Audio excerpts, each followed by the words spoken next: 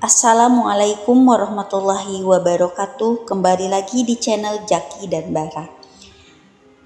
Di pagi ini semoga teman-teman semua ada dalam lindungan Allah Subhanahu wa taala, diberikan kelancaran setiap aktivitasnya dan selalu diberkahi. Oke teman-teman, di video kali ini kita akan menceritakan sebuah kisah tentang perjalanan seorang mu'alaf yang begitu membenci Islam. Dia berasal dari Belanda. Dan di video ini saya kasih judul "Lagi asik nulis buku anti-Islam, tiba-tiba Al-Quran ini jatuh di hadapannya." Ini adalah sebuah kisah yang begitu menginspirasi ya. Joram van Klaveren adalah mantan politikus Belanda sayap kanan yang dikenal sebagai partai anti-Islam. Namun hidupnya kini berubah drastis setelah mendapatkan hidayah Islam dan memutuskan menjadi Muslim. Sebuah proses panjang yang justru bermula saat hendak menulis buku anti-Islam.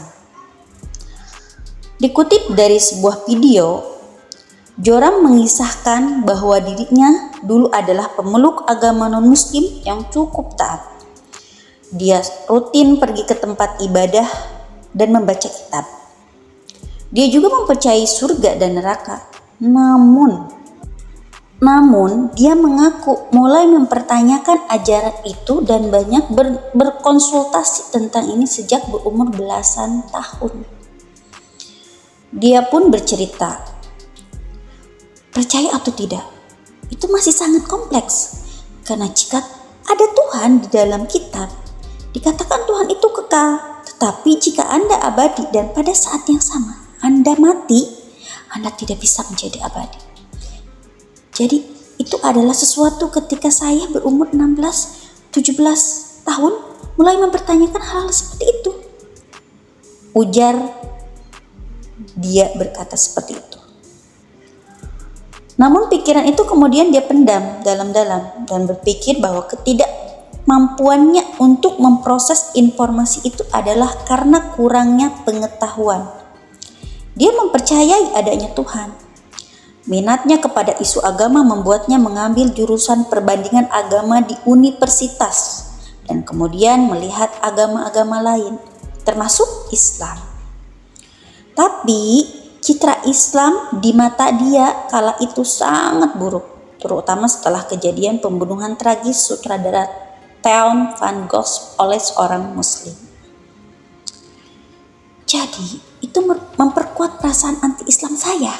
Seperti yang saya pikirkan, ya, saya harus menjadi aktif secara politik untuk melakukan sesuatu dan menghentikan kejahatan ini atau merugikan negara kita, ujarnya.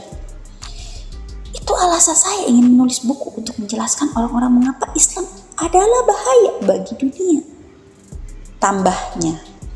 Namun upaya melemahkan Islam ini justru membuatnya mendalami ajaran Islam yang dianggapnya logis dan menjawab pertanyaan tentang ketuhanan yang selama ini dipertanyakannya. Keesaan Tuhan dinilainya adalah ajaran yang logis dan mulai membuat kesimpulan bahwa Tuhan Islam adalah yang benar. Dia juga kemudian mendalami tentang Nabi Muhammad SAW terkait sejarahnya dan perilakunya selama hidup. Setelah mendalami ini, dia juga menyimpulkan Muhammad adalah Nabi. Joram menyadari bahwa penelitiannya ini telah menjurus ke jalan yang berbeda dari tujuan awal dan mencoba meneguhkan diri agar tidak mempercayai dua hal itu atau syahadat.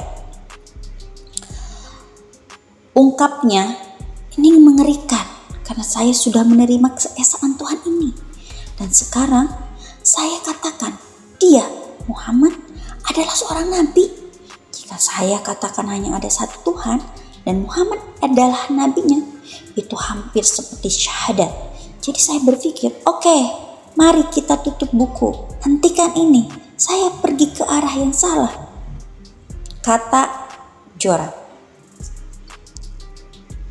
Ya, saya menyimpan semua buku dan meletakkan buku-buku itu di rak yang tinggi.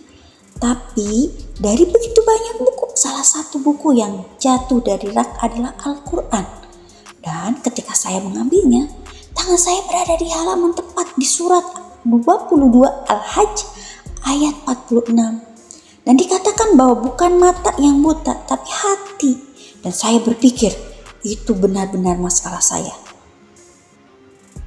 Kata Joram. Setelah momen itu, ia memutuskan untuk bersyahadat dan memberitahukan keputusannya kepada publik. Keputusan yang membuatnya mendapat ribuan ancaman kematian dan tanggapan negatif dari pemilihnya. Namun, ia tetap pada pendiriannya dan mengajak orang-orang untuk lebih mengenal Islam. Cobalah untuk membaca dan mempelajari kehidupan Nabi. Coba pahami apa yang diyakini oleh orang Muslim. Tidak begitu banyak perilaku Muslim karena ada banyak Muslim yang tidak hidup seperti Muslim, termasuk saya sendiri. Saya tidak selalu hidup seperti seorang Muslim. Tetapi Anda harus melihat contoh dari semua contoh, dan itu adalah Nabi. Dan jika Anda mempelajari hidupnya, mungkin Anda menemukan petunjuk yang menuntun Anda pada kebenaran. Kata Joram. Begitulah kisahnya. Ketika dia berusaha untuk menghancurkan, ketika dia sekuat tenaga, pikiran, mendedikasikan usianya, mendedikasikan akalnya, kecerdasannya untuk melawan Islam, tetapi Allah menghantarkan hidayah sehingga dia malah berbalik arah, membenci Islam, menjadi mencintai Islam. Dengan cara apa? Dengan cara dia mempelajari kebesaran, mempelajari agama ini dengan sedetailnya, dengan seapik-apiknya, sampai dia pun mempelajari, mengenal siapa Rasulullah SAW, bagaimana kehidupan sehari-harinya.